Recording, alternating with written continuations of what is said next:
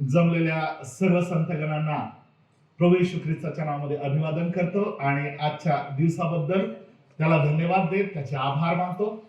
आज आपण सर्वजण या ठिकाणी एका आनंदाच्या प्रसंगासाठी जमलेलो आहोत. देवाचं वचन रोमकरास पत्र 12 अध्याय वचन 15 मध्ये सांगतं की आनंद करणाऱ्यांबरोबर आनंद करा. आणि म्हणून आज आम्ही आनंद करत असताना आम्ही वचनाकडे लक्ष देणार आहोत. प्रियानो, ख्रिस्ती कुटुंब असलं की ह्या कुटुंबामध्ये वेगवेगळे प्रसंग असतात. जन्म आहे, वाढदिवस आहे, लग्न आहे, घराचे समारंभ आहेत, वेगवेगळे उपकार स्तुतीचे वेळ आहेत. त्या प्रत्येक वेळेला आम्ही काय करतो, इतरांपेक्षा आम्ही निराळे काय आहोत, तर आम्ही परमेश्वराकडे लक्ष देतो, आम्ही त्याची उपकार स्तुती करतो आणि त्याच्याकडून आम्ही ऐकतो. वचनाला सुरुवात करत असताना एक पवित्र शास्त्रातला एक भाग वाचणार आहोत जो जवळजवळ आमच्या सर्वांच्या परिचयाचा आहे आणि तो म्हणजे स्तोत्र 128.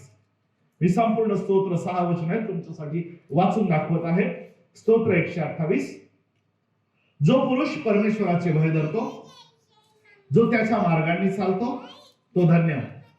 तू आपल्या श्रमाचे फळ खाशील, तू सुखी होशील, तुझे कल्याण होईल.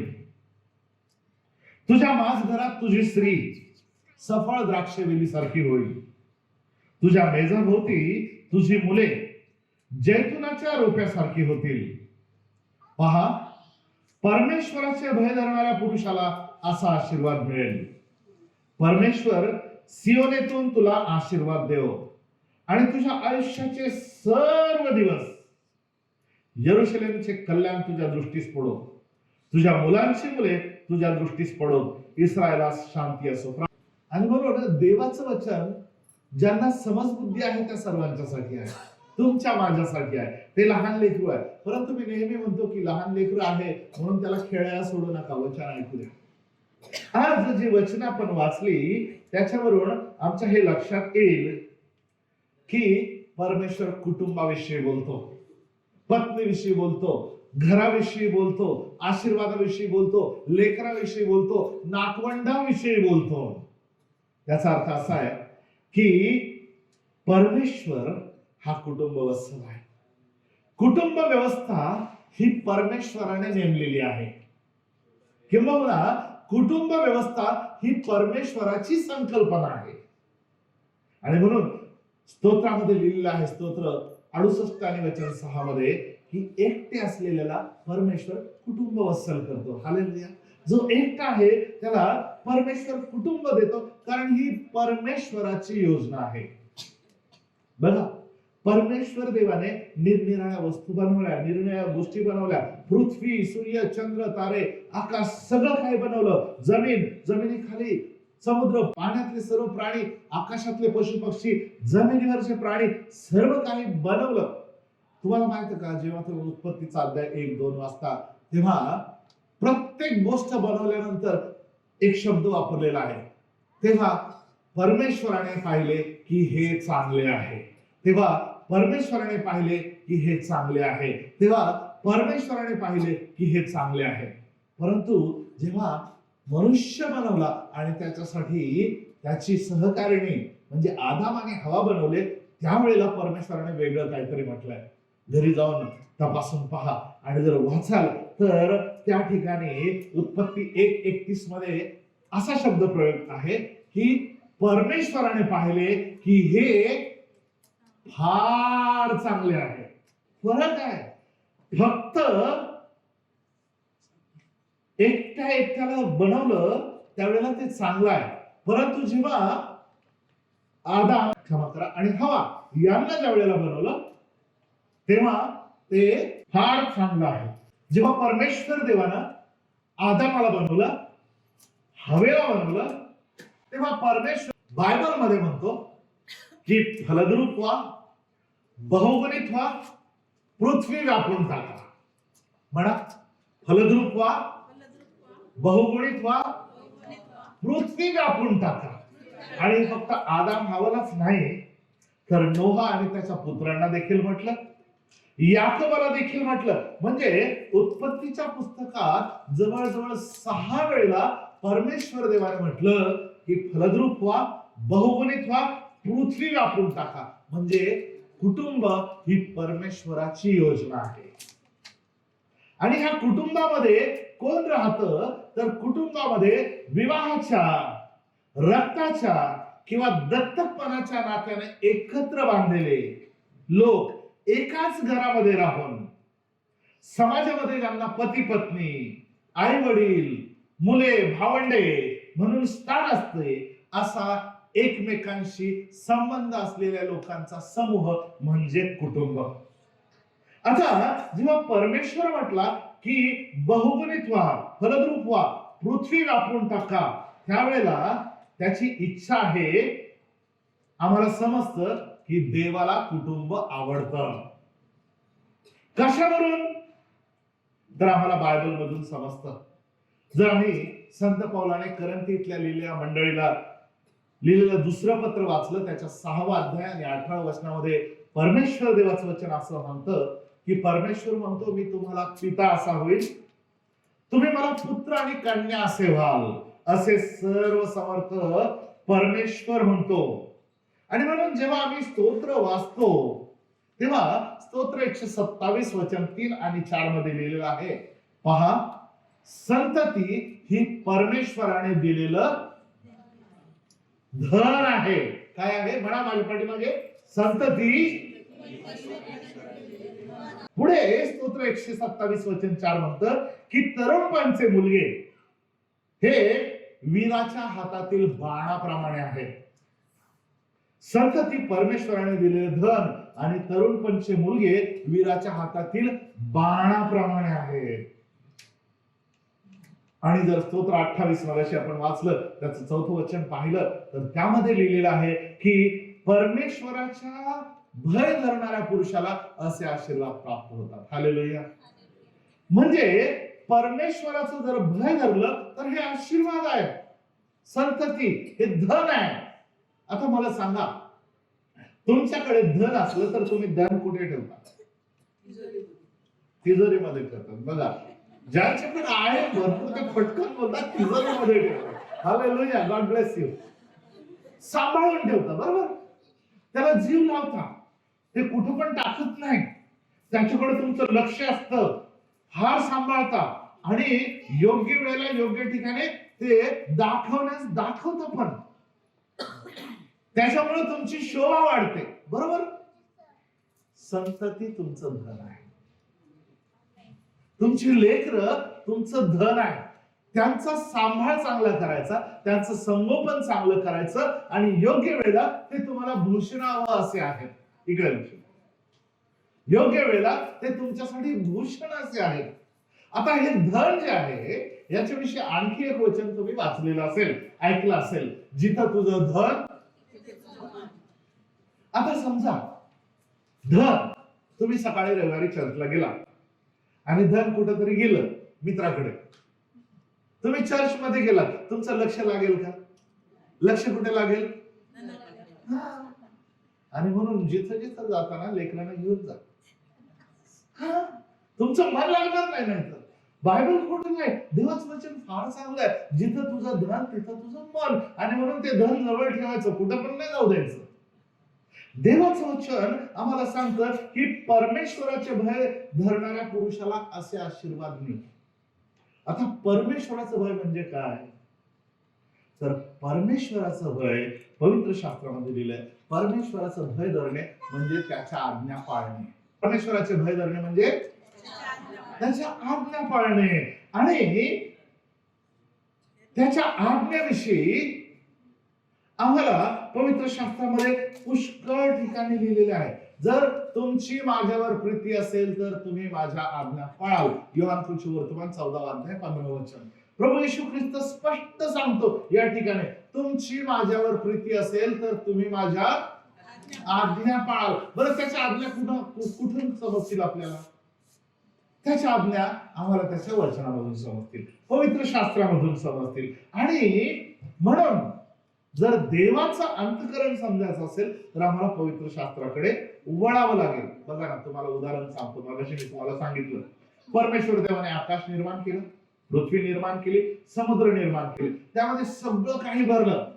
समुद्रामध्ये मासे, आकाशामध्ये पक्षी, आणि ह्या भूतलावर झाडी, प्राणी, पक्षी, सगळं सगळं सगळं सगळं बनवल्यानंतर एक मुख्य पात्र बनवलं, तो म्हणजे मनुष्य.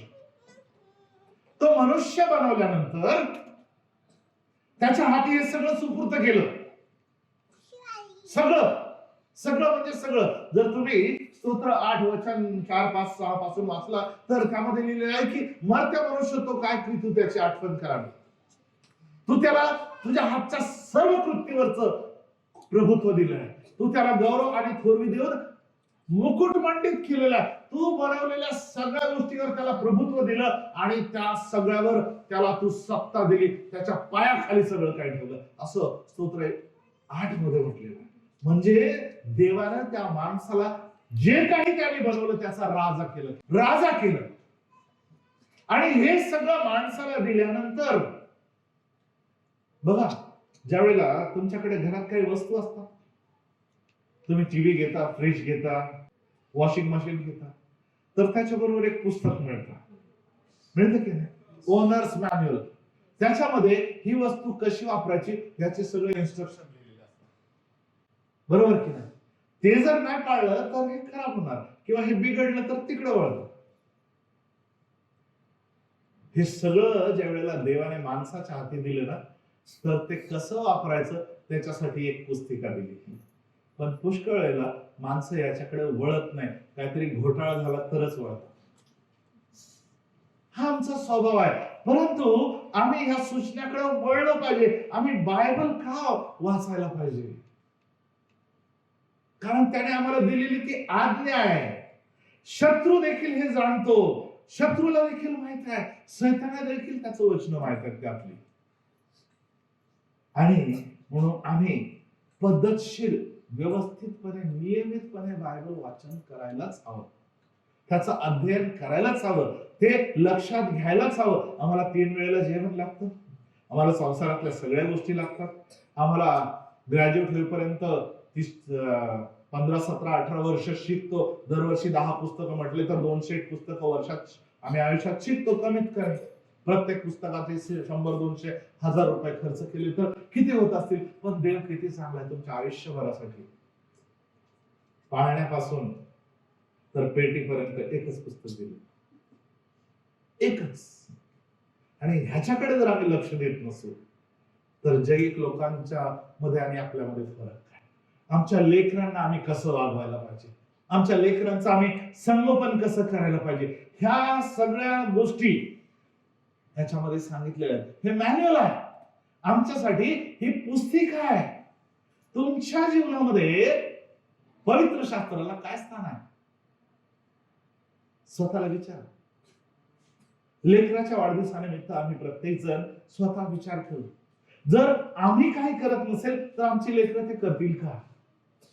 तुम्ही फक्त इंस्टाग्राम, युट्यूब वगैरे स्टेटस ह्या गोष्टीसाठी वेळ आहे. पण बायबल म्हटलं तर कदाचित मला कोणाला दोष लावायचा नाहीये, परंतु आम्ही अंतर्मुख होऊन बदलण्याची गरज आहे. आम्ही करू शकतो, जेव्हा आम्ही निर्णय घेऊ तेव्हा आम्ही करू शकतो. आणि देवाकडून जर ऐकायचं असेल तर तुम्हाला बायबल वाचावं लागेल, देवाचं वचन ऐकण्यासाठी सहभागिता घ्यावी लागेल, मंडळीमध्ये नियमितपणे जावंच लागेल. कारण ह्या ग्रंथामध्ये सांगितलेलं आहे, जर तुम्ही यहोशूआचं पुस्तक 1 अध्याय आणि 8 वचन वाचलं तर त्यामध्ये लिहिलेलं आहे की नियमशास्त्राचा हा ग्रंथ तुझ्या मुखी सदैव असू दे. त्यात जे काही लिहिले आहे आणि रात्रंदिवस त्याचे मनन कर, म्हणजे आणि नाही केलं ते सगळं तर मार्ग सुखाचा नाही, यश प्राप्ती नाही. आज आमच्यापैकी पुष्कळ जणांची ती परिस्थिती ह्या कारणास्तव. हे बायबल सांगितलेलं आहे. देवाच्या लोकांना ऐका, आम्हाला सहाय्य लागतं, आम्ही देवाकडे मागतो. मी आपली दृष्टी पर्वताकडे लावतो, आमचं साह्य परमेश्वराकडून आहे. त्याच्या वचनाच्या द्वारे तो आज आमच्याशी बोलतो आणि तो आम्हाला मार्गदर्शन करतो. म्हणून लक्षात घ्या, हे बायबल जिथं जिथं सांगितलं जातं, जिथं जिथं शिकवलं जातं आणि ते ठिकाण आणि वेळ माहिती असून जर आम्ही घरामध्ये बसू, इतर टाइमपासच्या गोष्टी करू किंवा ते आज ते आहे ते मोबाईल मध्ये खेळत बसू, देव सगळं पाहतो बरं का प्रेमाने. देव बाप वरती राहतो, तो प्रेमाने पाहतो आणि मग प्रेमानेच पुढचं ट्रीटमेंट मिळतं. देवाच्या वचनामध्ये 2 तिमोथेय त्याच्या 3 अध्यायाच्या वचन 16 आणि 17 मध्ये सांगितलेलं आहे. प्रत्येक म्हणजे यामध्ये जे काही लिहिलेलं आहे ते सगळं परमेश्वर प्रेरित प्रत्येक शास्त्रलेख म्हणजे एक वचन हा सद्बोध, दोष दाखवणं, सुधारणूक आणि नीती शिक्षण ह्याकरिता उपयोगाचा आहे. कशासाठी? सद्बोध, दोष दाखवणं, सुधारणूक आणि नीती शिक्षण ह्याकरता उपयोगाचा आहे. म्हणजे जेव्हा जेव्हा तुम्ही शास्त्र ऐकता, आज देखील ऐकत आहात, वाचता, जेव्हा जेव्हा तुम्ही संदेश ऐकत असाल त्या वेळेला त्याच्यामधून एकतर तुम्हाला चांगला बोध मिळतो किंवा ते थेट तुमच्या जखमेवर बोट ठेवतं, दोष दाखवणं. किंवा तुम्ही जर चुकत असाल तर ते सांगता, अरे मी तर असं करत नाही, शक्य आहे, मला हे करायला पाहिजे.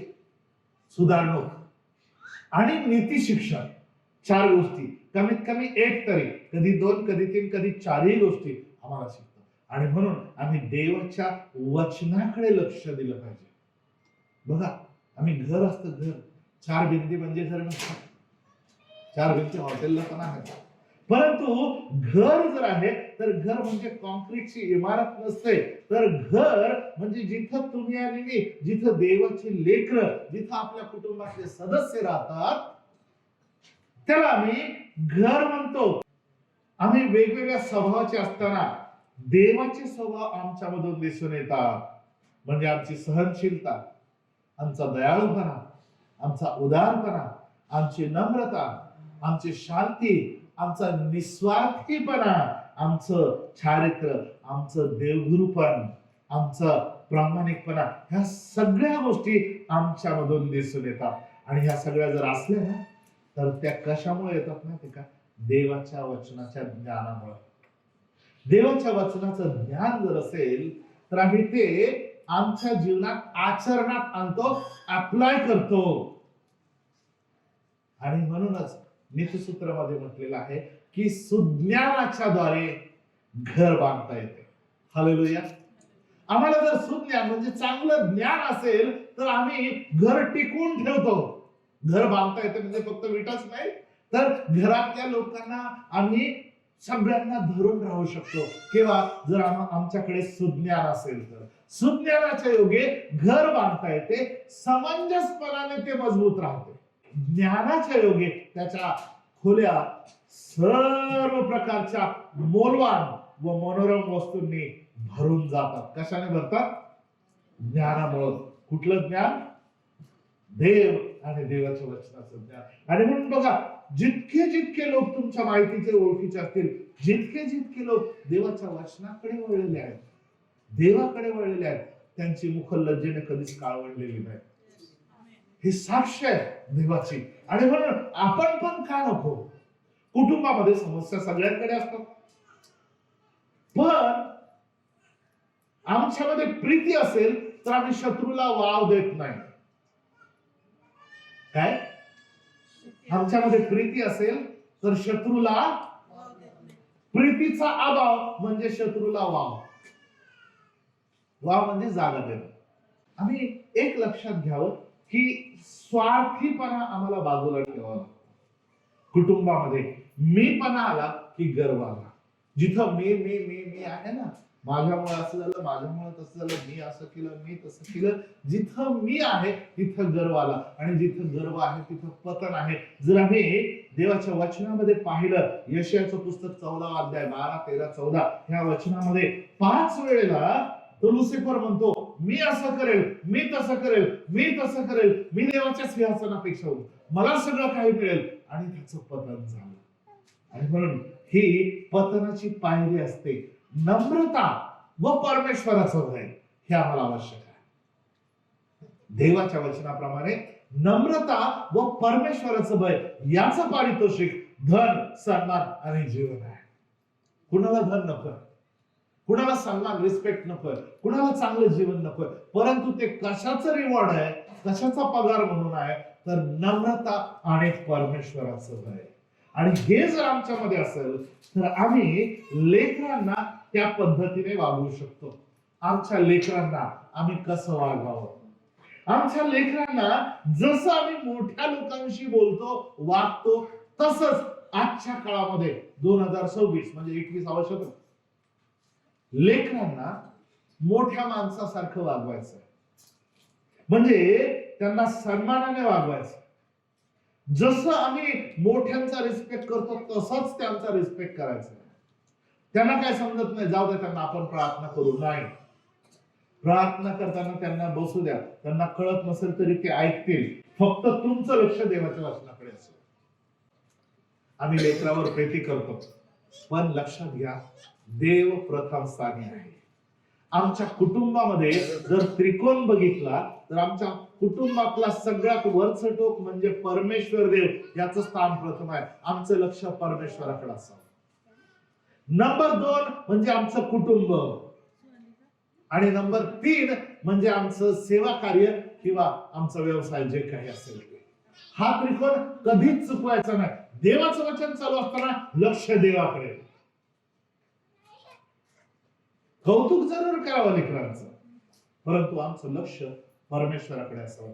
जर आमची लेकरं आमचं आणि इतरांचं लक्ष देवाच्या वचनापासून जर लेकरांकडे खेचत असतील तर त्यांना आवर घालणं गरजेचं आहे. कारण काय सांगितलं, परमेश्वर आमच्यासाठी महत्वाचा आहे, परमेश्वर आमच्यासाठी मोठा. हा, लेकरांकडे लक्ष देणं गरजेचं आहे, ते पडू नये, त्यांना सांभाळणं, टॉडलर असतील तर त्यांच्याकडे आईने लक्ष देणं, बाकीच्यांचं लक्ष कुठे पाहिजे, प्रार्थनेच्या वेळी देवाच्या वचनाकडे फार आवश्यक आहे. लेकरांना सन्मानाने वागवा, त्यांचा सन्मान करा, त्यांचा मोठ्या माणसासारखी त्यांना ट्रीटमेंट द्या, पण जर चुकले तर योग्य वेळी शिक्षा पण करा. डायरेक्ट शिक्षा नाही, पहिले सिस्टमॅटिक, आधी त्यांना समजावून सांगा, दम देऊन सांगा, पद्धती आहेत, आणि त्यानंतर योग्य गोष्ट त्यांना वेळ देणं गरजेचं आहे. बघा, परमेश्वर देव इतका चांगला आहे. 10 आज्ञा तुम्हाला सगळ्यांना माहित आहेत, आता विचारणार नाही मी कोणाला किती माहित आहे. म्हणजे देवाबरोबरचं नातं, जो उभा काम क्रूसाचा आणि एकमेकांच्या बरोबरचं नातं, हे जे सगळं आहे, क्रूसाचा उभा आणि आडवा काम, हा सगळा ह्या 10 आज्ञांमध्ये सार आहे. आणि म्हणून जेव्हा एखादा माणूस देव आणि कुटुंबासमोर बरोबर वेळ न घालवता इतर गोष्टींमध्ये व्यस्त असतो, एखादी व्यक्ती देव आणि कुटुंब यांच्यामध्ये वेळ न घालवता व्यस्त असतो, तर स्वर्ग त्याच्या त्या कामाला मान्यता देत नाही. जर एखादा माणूस पहिल्यांदा आपल्या देवाला वेळ देत नाही आणि आपल्या कुटुंबाला वेळ देत नाही, तर त्याची सेवा आणि त्याचं काम देवाला मान्य नाही. देवाच्या दृष्टिकोनातून प्रथम स्थान देवाचं आहे, त्यानंतर तुमच्या कुटुंबाचं स्थान आहे, आणि मग तिसरं तुमचं सेवा किंवा तुमचं जे काही काम तुम्ही करता. बघा, अब्राहमाने देवावर विश्वास ठेवला, ते त्याला नीतिमत्व असं गणण्यात आलं आणि त्याला देवाचा मित्र म्हटलं गेलं. का माहितीये का, हा देवाकडे लक्ष देत होता. प्रथम स्थान जिथं जायचा तिथं वेदी बांधायचा आणि तंबू बनवून राहायचा. तंबूत एकटा नाही, कुटुंब राहायचं. आपला देव आणि आपलं कुटुंब ह्यांच्याकडे तो लक्ष द्यायचा. आणि म्हणून तो अब्राहम स्वतः नाही आशीर्वाद झाला, फक्त आजपर्यंत आमच्यासाठी, सर्व मनुष्य जातीसाठी आशीर्वाद झाला. आणि म्हणून तुम्हाला सांगतो, जर तुमचा फायदा करून घ्यायचा असेल ना, तर तुम्ही काय करायला हवं, तुमचा फायदा करून घ्यायचा असेल तर बायबलच्या देवावर विश्वास ठेवा. देवाच्या वचनावर विश्वास ठेवा. हे दोन्ही एकमेकावर अवलंबून आहे. देवाकडून आलेल्या संदेशावर विश्वास ठेवा आणि जी व्यक्ती संदेश सांगते तिच्या सांगण्यावर विश्वास ठेवा, कारण ती देवाचं वचन सांगते. जे कोणी असेल हे आमच्यासाठी फार आवश्यक आहे. पती आणि पत्नी हे एका त्रिकोणासारखे आहेत. त्रिकोण ते जितके जास्त, हा एक बाजूला समजा पती आहे, इकड्या बाजूला आणि पत्नी आहे आणि समोर जर देव आहे, ते जितके देवाच्या जवळ जातील तितके ते दोघं एकमेकाच्या जवळ येतात. आणि म्हणून परमेश्वर देव आमच्या कुटुंबामध्ये महत्वाचा आहे. बायबल नुसार कुटुंब ही परमेश्वराची मूलभूत संकल्पना आहे. कसं तर मी तुम्हाला सांगितलं, माणसाने देव बोलला, मग परमेश्वर देव बोलला मी आपल्या प्रतिरूपाचा आपल्यासारखा मनुष्य पण मग देव बोलला मनुष्य एकटा असावं हे बरे नाही, मी त्याच्यासाठी सहकार्य निर्माण केले. मग त्यांना काय म्हटलं, आशीर्वाद दिला आणि म्हटला फलद्रूप व्हा, बहुगुणित व्हा, पृथ्वी व्यापून टाका आणि ती सत्य खाली आणा. परमेश्वराची इच्छा आहे की तुम्ही कुटुंब वत्सल असाल. आणि आता ते सगळं त्याने केलं. मनुष्याने पाप केलं होतं म्हणून पापाचं वेतन मरण आहे. मनुष्य जर पाप केलं तर त्याचा नाश होणार आहे. आणि म्हणून 2000 वर्षापूर्वी प्रभू येशू ख्रिस्त या जगात आला. योहान त्याला पाहून म्हणतो, हा पहा जगाचा पाप हरण करणारा देवाचा कोकरा. हा प्रभू येशू ख्रिस्त जो आला, तो प्रभू येशू ख्रिस्त तुमच्या आणि माझ्या जीवनामध्ये असणं आवश्यक आहे. हा प्रभू येशू ख्रिस्त तुमच्या माझ्या जीवनात असणं आवश्यक आहे. त्याला आम्ही विसरू नये, कारण तो आमचा श्वास आहे, तो आमचं जीवन आहे. आम्ही त्याच्यापासून वेगळे होऊच शकत नाही. ही साक्ष. जर आम्ही योहानाचं पहिलं पत्र याचा 5वा अध्याय वचन 11 आणि 12 मध्ये वाचलं तर तो योहान म्हणतो, पहिलं योहान 5वा अध्याय 11-12, ती साक्ष हीच आहे की, काय साक्ष आहे? देवाने आम्हाला सार्वकालिक जीवन दिले ऑलरेडी. ते जीवन त्याचा पुत्राच्या ठायी आहे. हालेलुया. ते जीवन त्याच्या पुत्राच्या ठायी आहे. ज्याला तो पुत्र लाभला त्याला जीवन लाभले, ज्याला देवाचा पुत्र लाभला नाही त्याला जीवन नाही. म्हणजे जर कोणी प्रभू येशू ख्रिस्ताचा आपल्या जीवनामध्ये आपला तारणारा आणि प्रभू म्हणून स्वीकार केलेला नाही तर त्या व्यक्तीला जीवन नाही. जीवन म्हणजे परमेश्वराबरोबर सदा सर्वदा राहणे आणि मरण म्हणजे परमेश्वरापासून कायमचा दुरावा असणे. येशू नाही तर जीवन नाही. येशू जर समजला तर जीवन समजलं. परमेश्वराचं वचन असं सांगतं. प्रियांनो, एक समजून घ्या, तुम्ही कोण आहात तर तुम्ही प्रत्येक जण परमेश्वराची सर्वोच्च अशी हस्तकृती आहात. तुमच्यापेक्षा ग्रेट काहीच बनवलं नाही देवाने. वचन सांगतं की परमेश्वर म्हणतो तुम्ही मोलवान आहात. तुम्ही मोलवान आहात. जगातली कुठली गोष्ट तुम्हाला खरेदी करू शकत नाही, किती किंमत मोजून दिली. बायबलचं वचन सांगतं इतकं तो तुम्हाला महत्व देतो. प्रश्न असा आहे की आम्ही देवाला किती महत्व देतो? देवाला आमच्या जीवनामध्ये काय स्थान आहे?